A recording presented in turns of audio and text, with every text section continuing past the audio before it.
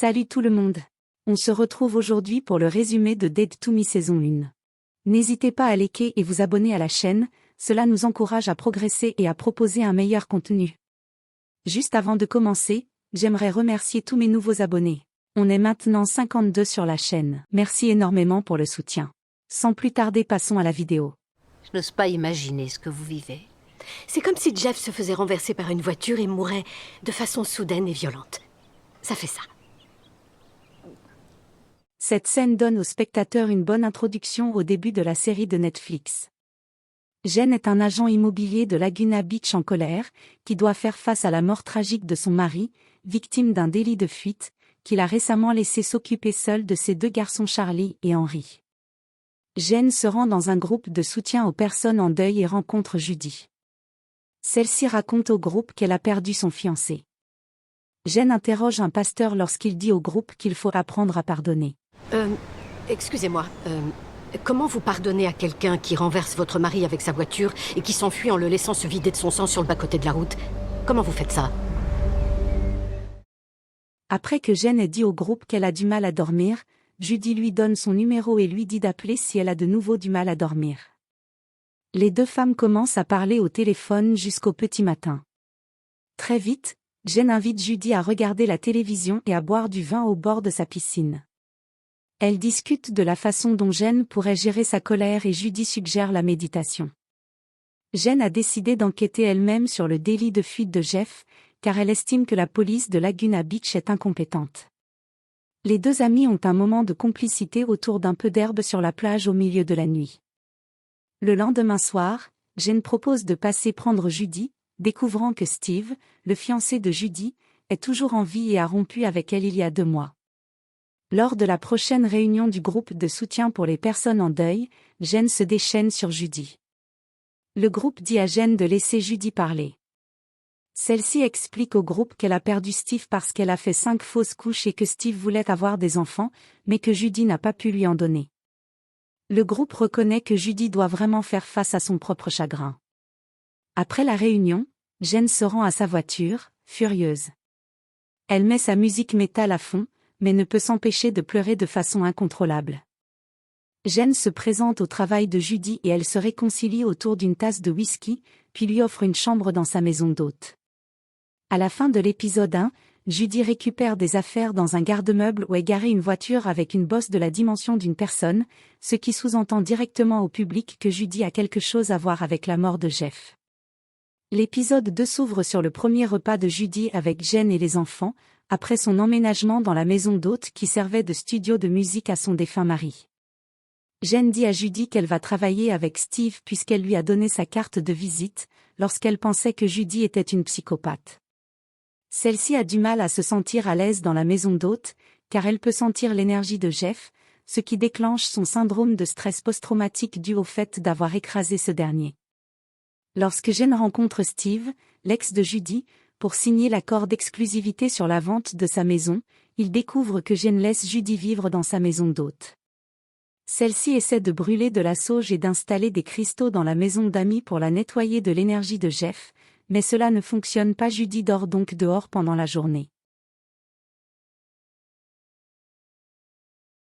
Plus tard, les flics viennent donner à Judy une ordonnance d'éloignement de son ex-petit ami Steve.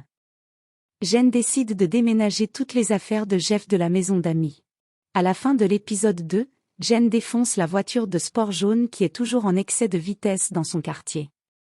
Henry, le plus jeune fils de Jen, pense qu'un oiseau qui vient à sa fenêtre tous les jours est son père décédé.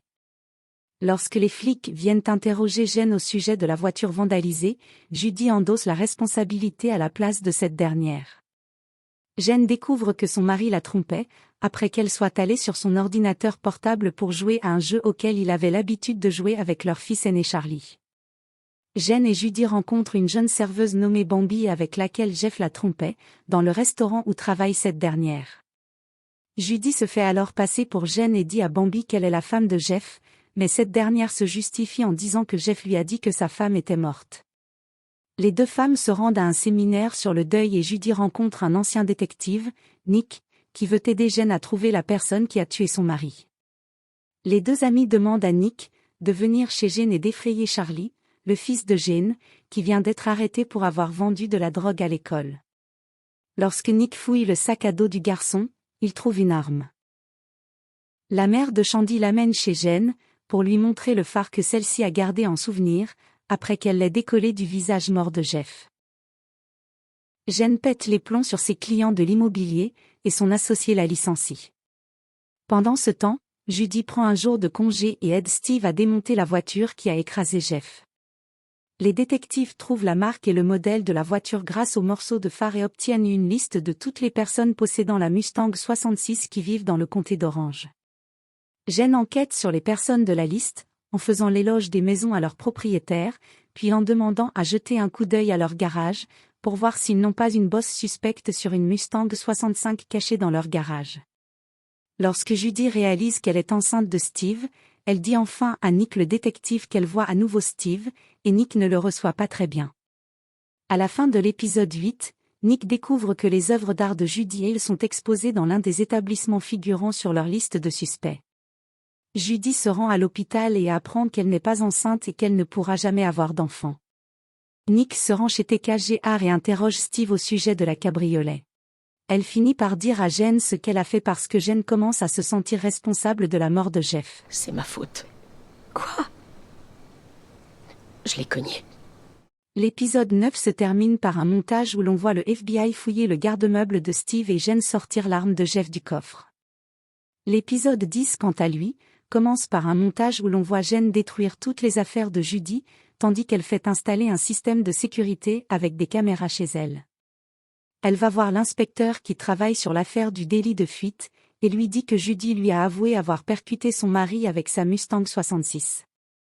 Lorsque Judy retrouve Jane lors d'un spectacle pour lui dire qu'elle va se rendre, Jane lui dit qu'elle a un pistolet dans son sac, et que si elle s'approche d'elle ou de sa famille, elle lui tirera une balle dans la tête. Steve se rend chez Jane à la recherche de Judy. Elle l'interroge alors sur l'accident, et il se met sur la défensive lorsqu'elle insinue que Judy n'a pas pu retourner chercher de l'aide, parce qu'il ne l'a pas laissé faire.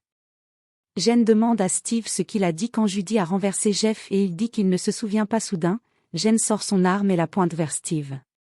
Pendant ce temps, Judy pleure, ivre, devant le mémorial de Jeff, à l'endroit où il est mort sur le bord de la route. Judy se lève soudain et se dirige vers le milieu de la route lorsqu'elle entend une voiture arriver. Tandis que le film revient sans cesse sur la dispute entre Jane et Steve, qui pointe encore son arme sur lui avec colère.